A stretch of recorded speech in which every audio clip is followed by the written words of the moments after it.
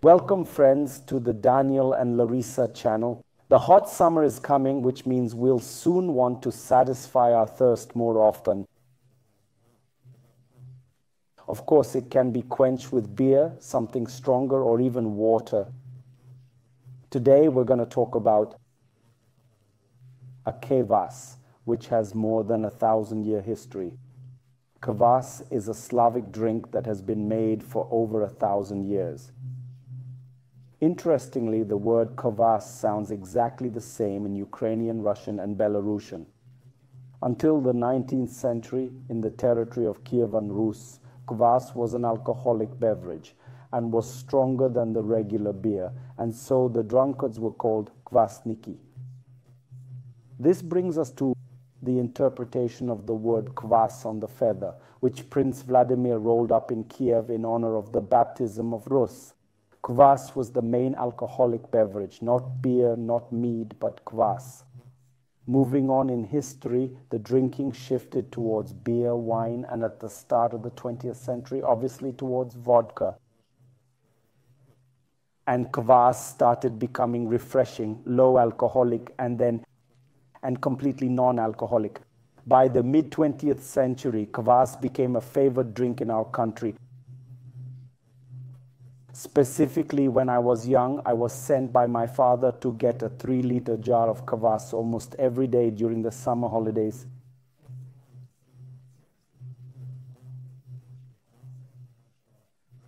I think those of my age remember very well how it was.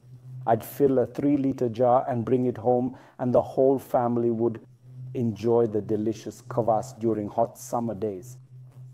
Today, my friends, we will be making Kvass from Kvass concentrate.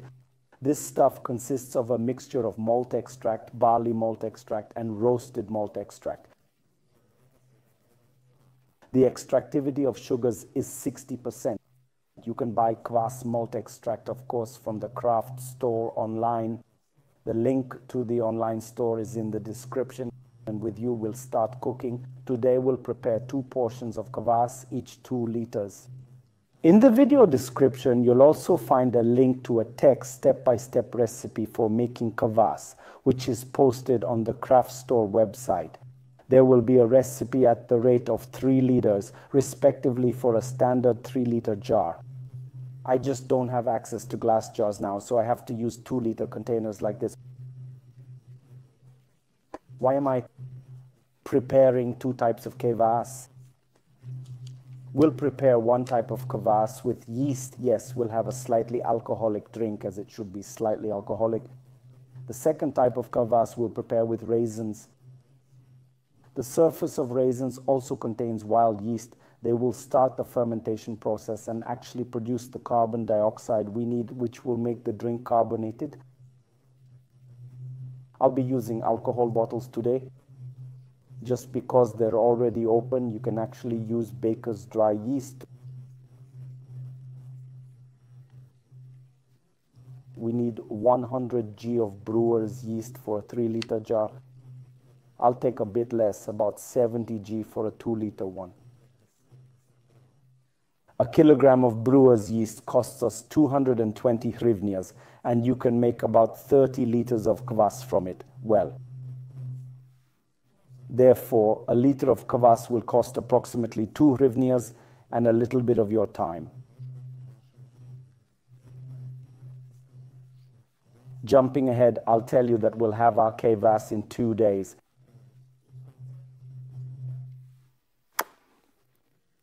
It's a really tasty substance to which we also add 2 liters and a glass of sugar accordingly.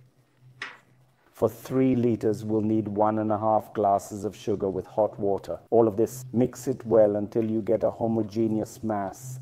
Then fill the container with water at a temperature of about 20 degrees, considering that we have a temperature of 70, 80 degrees here. As a result, we need to get a solution that has a temperature between 25 and 30 degrees. I'll prepare the second batch in the same way. By the way, I want to say that I've never made Kvass with store-bought raisins before, and today I'm going to experiment using just water. I don't know if it will work out or not because the store-bought raisins could be treated with an antibiotic, which means there wouldn't be any yeast on its surface. However, if you used homemade raisins from the market, you would definitely get Kvass. Friends, I have mentioned the text-based step-by-step recipe earlier. We add in the raisins here. In the second part, we add yeast in this way, just a pinch on the tip of a teaspoon, sprinkled on the surface. We seal it all with lids, but not tightly. This is because when the fermentation process starts, carbon dioxide will be released. Therefore, if the container is sealed too tightly, it could explode. We leave these two containers in a warm place for a day. I will now place them near the radiator. Typically, the room temperature of 26 degrees Celsius is perfect for starting the fermentation process. While our Kvass mixture is fermenting, friends, I suggest you check out the craft store's online store. The link, of course, is in the video description. We have the largest selection of ingredients and equipment for home crafting in one store in Ukraine. We have everything, an extensive selection. There's a variety of yeasts, oak accessories for infusion kits, every type of foam concentrators, enzymes, clarifiers, everything you need for home crafting, and the largest selection of equipment, rectification and whiskey columns, a large variety of automatics, different regulators, electric equipment, and a vast selection of small items, fittings, adapters, faucets, everything you may need for your hobby. We'll see each other tomorrow morning to continue working with our Kvass. We're 48 hours away from enjoying a refreshing drink. The next morning, we notice clear signs of fermentation. Visually, it's clear that the Kvass with raisins fermented significantly less than the similar drink without raisins. Now it needs to be transferred. While doing this minimally wrong and adding raisins to bottles, I mark the bottles, of course, not to mix them up later. It usually foams like this already. We need the drink to carbonate. It will be naturally carbonated. In brewing, this process is called carbonization. Due to the fact that the fermentation process occurs, yeast will release carbon dioxide. This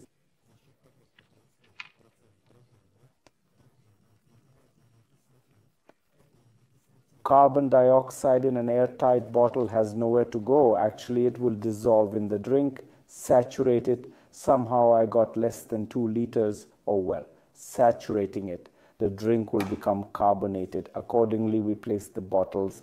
Actually, we leave the bottles for several hours at room temperature. Then we place them into the refrigerator for a day. Tomorrow we will have excellent Kvass with you. Great Kvass, I'll anticipate. I've tasted it. The taste is just amazing. The next day we can enjoy a wonderful drink. I'll say right away that both Kvasses carbonated quite good. Here it is. The yeast also worked perfectly for us.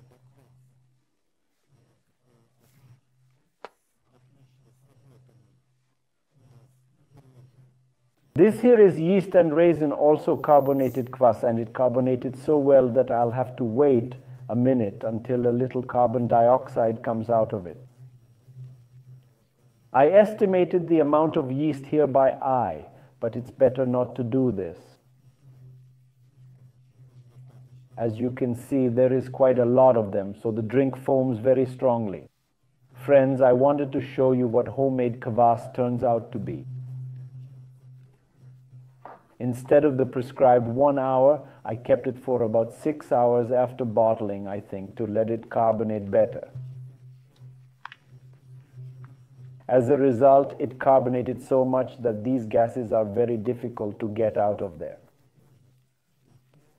In terms of carbonation level, my Kvass turned out like a good beer, especially the one that I made with yeast. I literally just sat for 5 minutes. And I waited until at least a little gas came out, and gave me the opportunity to uncork the bottles completely. Friends, I want to note that this Kvass has several percent alcohol, usually from 1 to 1.5%. So this drink is not recommended to drink if you need to drive, about the same as non-alcoholic beer. Let's try it. This is our first one with raisins, since, after all, on the raisins, wild yeast. The fermentation process is not so active, but nevertheless the drink turned out to be very carbonated. And friends, this is really Kvass from childhood. Luris, you have to try this. Listen, this is exactly the same Kvass as we bought from the barrel. This is amazing, fantastic. Let's try it on raisins. How do you like it? It looks very similar. It looks like that barrel real Kvass. I think the technology was the same, although it was completely alcohol-free. They probably carbonated it with carbon dioxide and not by the process of natural carbonation. But at the same time, the taste sensations are just incredible. You can't buy bottled Kvass like this, that's for sure. And I want to tell you quite honestly, the one that really tastes better on raisins, this one on yeast. After all, cultural yeasts start the fermentation process very actively. Probably their dose should be reduced 3 times, because here it looks like beer. This one already looks like beer, but there's really no alcohol in it.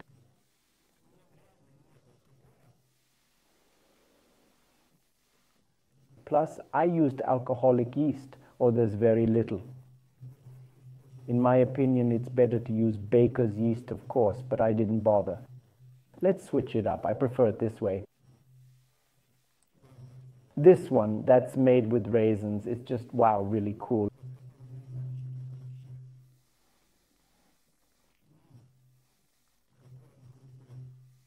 Listen, this one is kind of risky, right, Laris?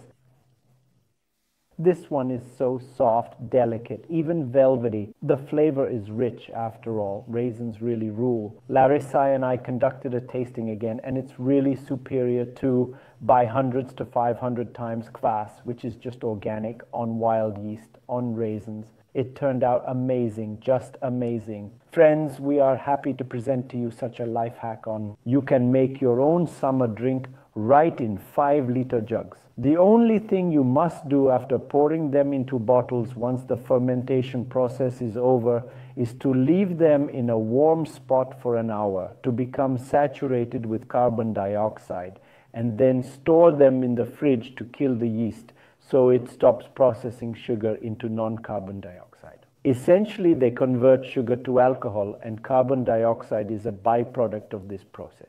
We need a drink with minimal alcohol content. I'm thrilled with the outcome, and I'm excited to share it with you. Make sure to subscribe to the channel, give this video a thumbs up, and stick around. We have a lot of interesting new video material coming your way. Take care. See you next time.